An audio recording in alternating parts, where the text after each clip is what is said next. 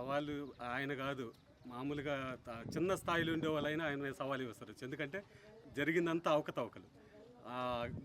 ప్యాకాట్ ఆడే వాళ్ళకి డిఎస్సిలో వాళ్ళకి రిజర్వేషన్ ఇచ్చారు. అంటే అంత దారుణమైనటువంటి పరిస్థితి. ఈరోజు మేము ఏం చేసినా కానీ చెల్లుతుంది అనేటువంటి దారుణమైన పరిస్థితిలో ఉన్నారు ప్రభుత్వం.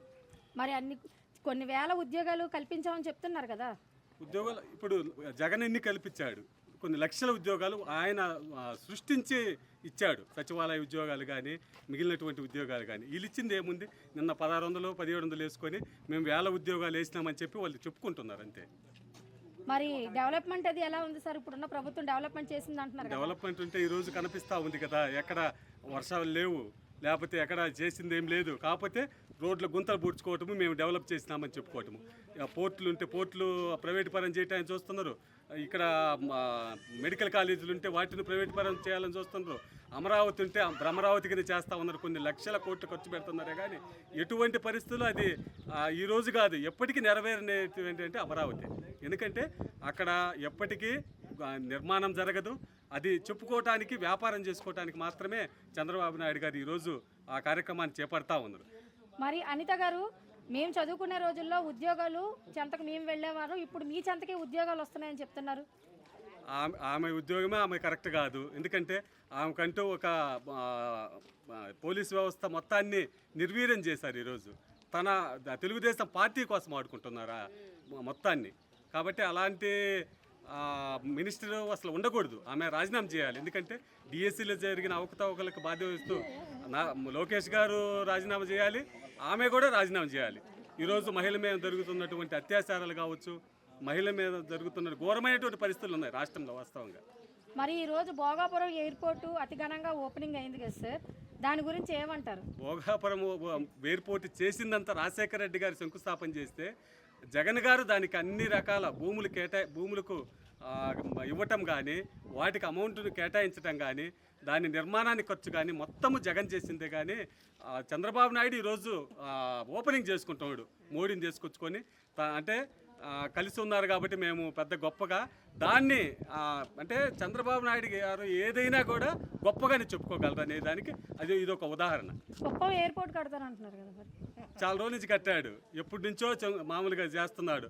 ఆయన కుప్పానికంటూ చేసింది కూడా ఏం లేదు.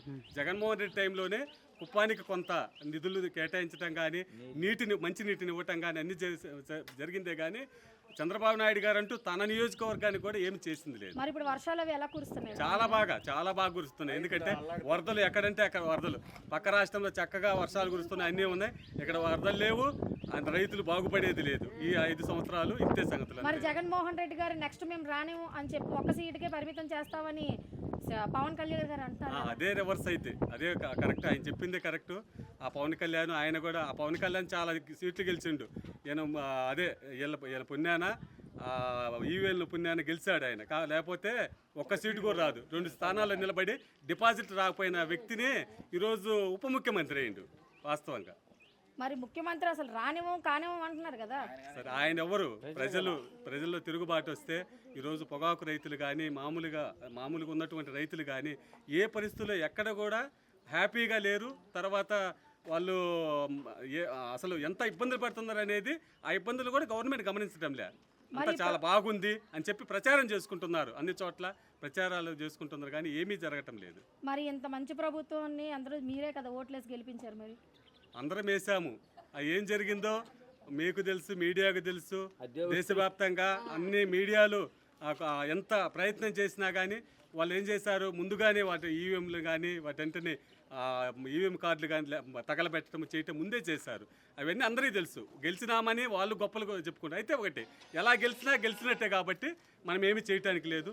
త్వరలో ప్రజలు దానికి తగిన బుద్ధి చెప్పడానికి రెడీగా ఉన్నారు. మరి జగన్ గారి ప్రభుత్వం అదే మన వైఎస్ఆర్సీపీ వాళ్ళందరూ కూడా గోండాలు, రౌడీలు అని అంటున్నారు కదా. అవును, జగన్ ప్రభుత్వంలో ఎలా ఉన్నది అంటే ఎంత ఇబ్బంది లేకుండా పథకాలు తీసుకొని అందరూ ఎంత సౌఖ్యంగా ఎవరు పనులు చేసుకుంటూ పోతున్నారో అందరు చూశారు.